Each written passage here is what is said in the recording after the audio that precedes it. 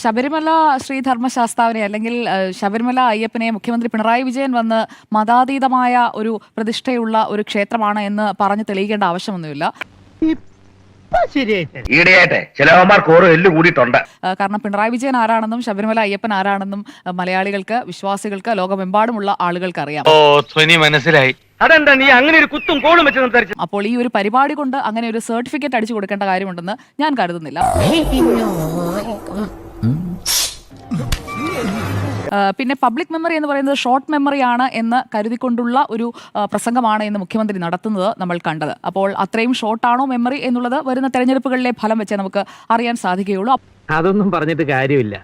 ആളൊരു തല്ലിപ്പൊളിയനാ, ആരെയും വില വെക്കില്ല. ഇവിടെ മുഖ്യമന്ത്രി ഭക്തനാണ്. ഈ കാറിൽ കൊണ്ടുവരുന്ന വെള്ളാപ്പള്ളി നടേശൻ വന്ന് കൊടുക്കുന്ന സർട്ടിഫിക്കറ്റ് എന്താണ്? ഇവിടെ അയ്യപ്പനെ മതാതീതനാക്കി, മതാതീൻ എന്ന സർട്ടിഫിക്കറ്റ് മുഖ്യമന്ത്രി പിണറായി വിജയൻ കൊടുക്കുന്നു.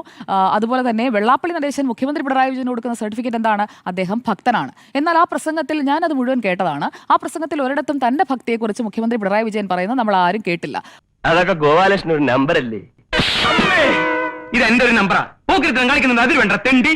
ഭക്തരുടെ സംഗമമാണ്, വിശ്വാസികളുടെ സംഗമമാണ്. യഥാർത്ഥ ഭക്തൻ എന്നാൽ എന്താണ് എന്നൊക്കെ ഭഗവത്ഗീതയിലെ ശ്ലോകങ്ങളിലെ ഒരു വരിയെടുത്ത് പറഞ്ഞതുകൊണ്ട്, അല്ലെങ്കിൽ ശ്ലോകങ്ങൾ 5-6 ശ്ലോകങ്ങൾ പറഞ്ഞാലും മുഖ്യമന്ത്രി പിണറായി വിജയന്റെ ഭക്തി എന്താണ്, അല്ലെങ്കിൽ മുഖ്യമന്ത്രി ഭക്തനാണോ, അങ്ങനെയുള്ള ഒരു പരാമർശങ്ങളും അദ്ദേഹം നടത്തി.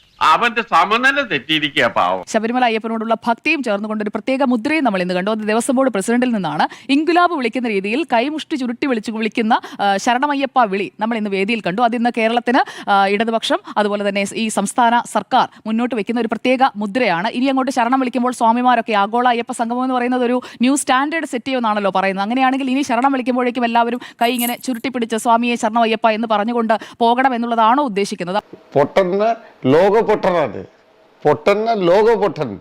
ഒഴിഞ്ഞ കസേരകൾ എന്തായാലും കണ്ടവരാണ് മലയാളികൾ. ആ ഒഴിഞ്ഞ കസേര അവിടെയുണ്ട്. എന്തായാലും സ്വാമിയെ ഭരണമയ്യപ്പ എന്നാണ് അവിടെ വരുന്ന മുദ്രാവാക്യം എന്നാണ് ഞാൻ കരുതുന്നത്. ഭരണം തായോ എന്ന് പറഞ്ഞ് സ്വാമിയെ ഭരണമയ്യപ്പ. പിന്നെ രണ്ടാമത്തെ ന്യായം കൂടി ഞാൻ പറയാം. തണുപ്പ് കൂടുതലായതുകൊണ്ട് എല്ലാവരും എഴുന്നേറ്റ് പോയി. കല്ലും മുള്ളും ചവിട്ടി കാനന പാതയിലൂടെയും അല്ലാതെയും ശബരിമല അയ്യപ്പനെ കാണാൻ പോകുന്ന വൃശ്ചികം, ധനു മാസങ്ങളിലാണ്. ഏറ്റവും കൂടുതൽ തണുപ്പുള്ള മാസത്തിൽ മണ്ഡല മകരവിളക്ക് തീർത്ഥാടനത്തിന് പോകുന്നവർ AC-യുടെ തണുപ്പ് കാരണം എഴുന്നേറ്റ് പോയത്രേ. എന്തൊരു ന്യായമാണ്! ന്യായം പറയുന്നതിന് എന്തെങ്കിലും ഒരു ലോജിക്ക് വേണ്ടേ? AC-യുടെ തണുപ്പ് കൂടുതലായതുകൊണ്ട് മുഖ്യമന്ത്രിയുടെ പ്രസംഗം തീരുന്നതിന് മുമ്പേ എല്ലാവരും എഴുന്നേറ്റ് സ്വിച്ചിട്ട പോലെ ഓടി അപ്പുറത്ത് എവിടെയോ ചൂടുള്ള സ്ഥലത്ത് വെയിൽ കായാൻ പോയത്രേ. അവിടെ പമ്പായുടെ മണപ്പുറത്തായിരിക്കും വെയിൽ കായാൻ പോയി. അങ്ങനെയൊക്കെ ചില പതിവ് പണ്ട് മുതലേ ഇവിടെ ഉണ്ട്.